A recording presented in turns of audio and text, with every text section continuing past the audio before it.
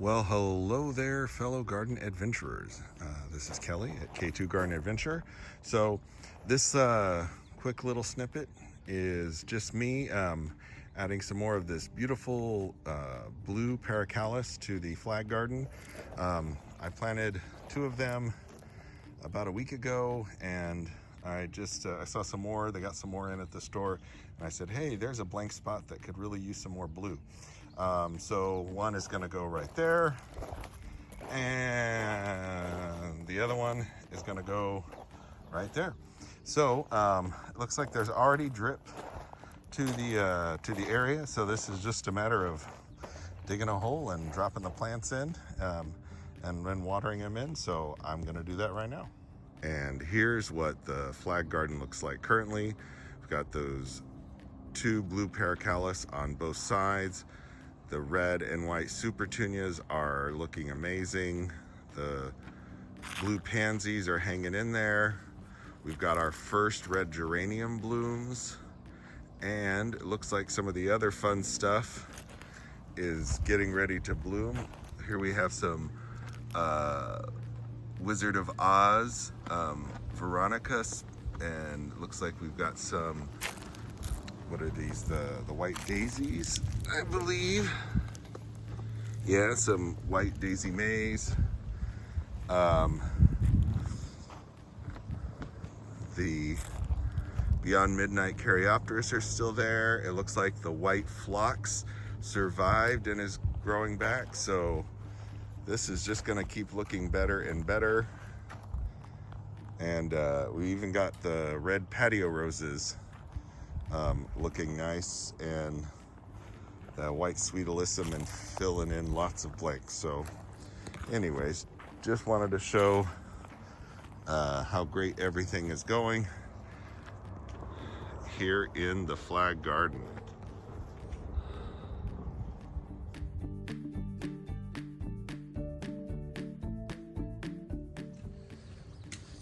So other random job I was thinking about doing was, if you were ever wondering about what makes a Supertunia vista a vista, look at the difference between the saffron finch and the bubblegum. So may have been other factors including water, but look at this bubblegum compared to this saffron finch. This bubblegum, which I've already just trimmed, to this saffron finch. These ones all appear to be about the same, but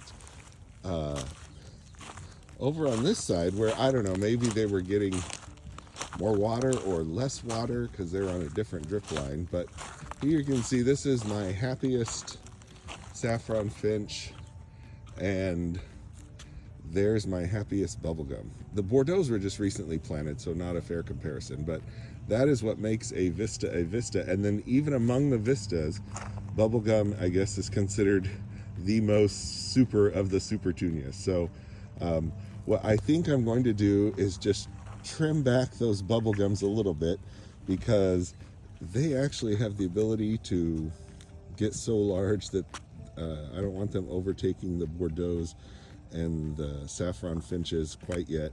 So I'm gonna give them a little trim all around, just to try to keep a little bit of balance. Anyways, so I'll show you what that looks like after. Okay, so headed back out there, but just wanted to show you how beautiful this deep purple lupine looks out here in the woodland garden. But right now I've got all the bubblegums trimmed up a little bit.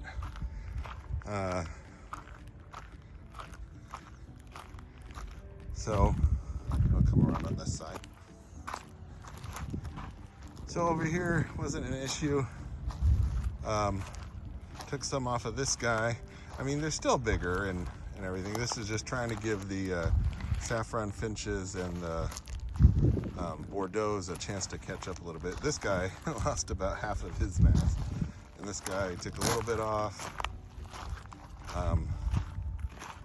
This saffron finch is doing really well, and then took about half of this guy off as well. So that's all I'm going to do with these front Supertunias. Over here, I decided to trim back. These are the planters I planted, a year ago, and they just keep going. So I trimmed all that off. It looked like this before, so I'm gonna do the same with this guy over here, and just keep pruning these off. And then, oh look, there's a big old snail under there I'm gonna kill, and and then just hit them with some more water soluble, and they should be just fine.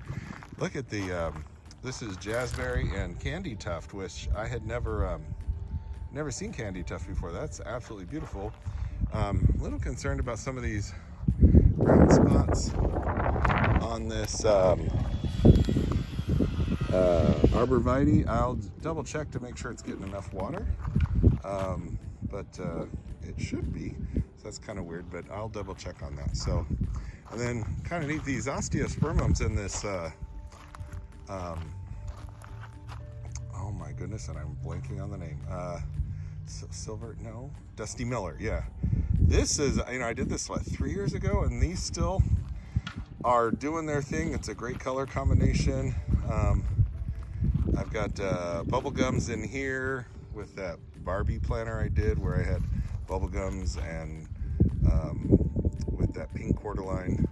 Again, I'm not sure what's up with the cordylines, because when they lose their color, they get really kind of, maybe that was from the cold or something. Maybe if I trim those sort of brown leaves off. This is just stunning. I've got gazanias, African daisies in here, and I always forget the name of this plant. I'll have to look it up, but just beautiful. Primroses are doing their thing. Looks like I've got maybe some more snail action going on out here. So snails are the worst here. But anyways, I will see you in just a little bit.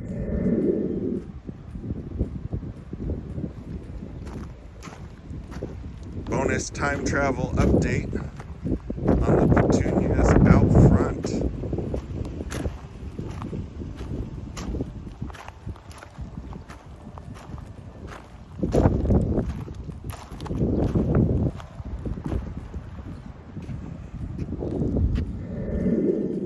So, sun's down, but I can do this job, which is finally planting the wisteria back here in the rose pergola.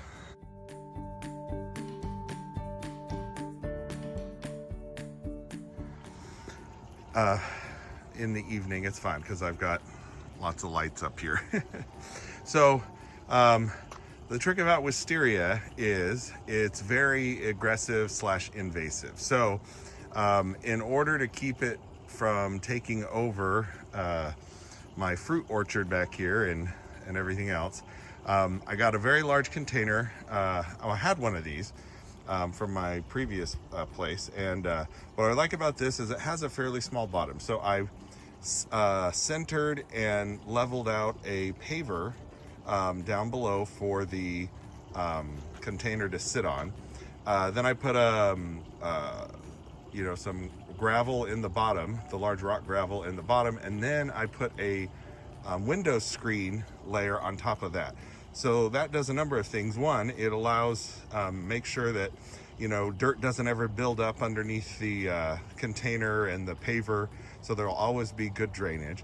The other thing is it makes it should be impossible for those wisteria roots to get out the bottom of the container and sneak their way into the ground, because they got to get through the screen, the rocks, and then also there's a paver. So anyways, that's the idea. It's pretty much already almost tall enough that it can, assuming it's still alive, when it starts shooting out new growth, it'll be very easy from that point there to just start taking it along the top.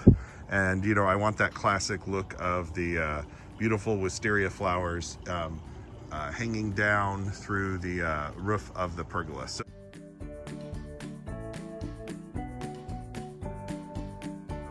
hopefully this is a large enough container that it'll support it for a few years and allow it to grow. I'm also going to be limiting all the growth to just the stuff on top, so I don't really want anything back here. But anyways, I'm going to go ahead and finish this up. Oh, and this is that trick where you take your plant in the container, put it in there, and then when you pull it out, it's a perfect hole, and then it just drops right back down in. So if you haven't seen that before, that's a great way to do potting of plants, and that way you can have it perfectly leveled and know exactly how to put it back in there, and it holds itself in place while you finish filling it up with the potting mix. So anyways, I'm gonna stop talking and finish this job.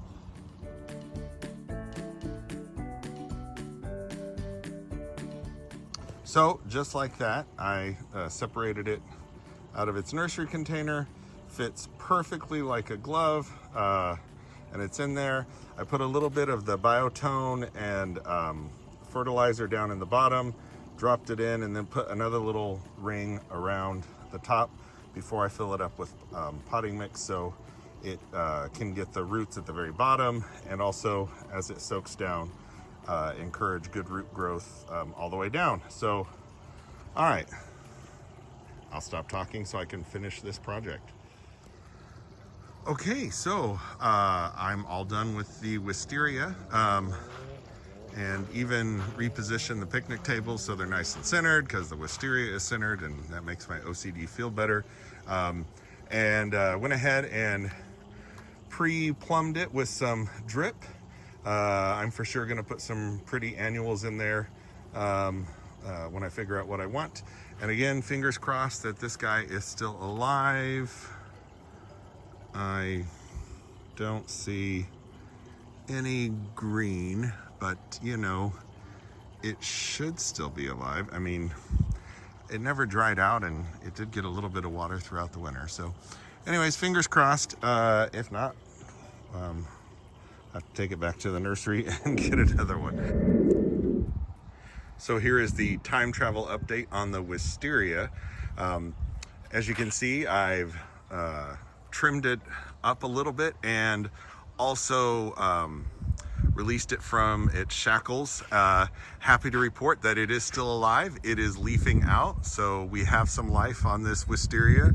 And as you can see, I found some, well, I didn't find, a good friend Cherish, she donated some beautiful violas. They're called Lavender Pink Face, and they're stunning on their own, but it's even cooler. I immediately had the idea they've got to go in here, because that's essentially the color the wisteria is going to be. So anyways, hope you enjoyed the video, and if this is the end of the video, remember to like, comment, subscribe, share with your friends, all that good stuff. If it's not the end of the video, then enjoy the next segment, and regardless, happy gardening.